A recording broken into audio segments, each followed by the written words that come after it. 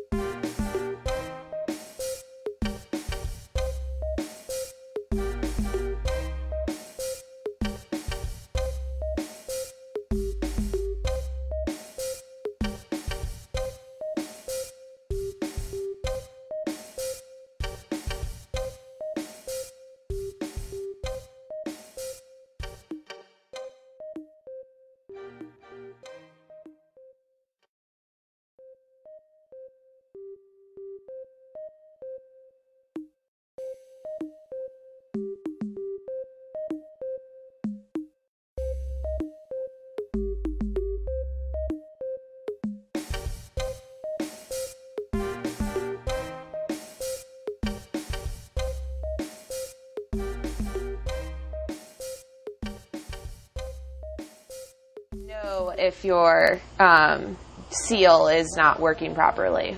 Because you'll see tears in it. Okay. And through the lining here, you can see tears in it. And it could be falling off.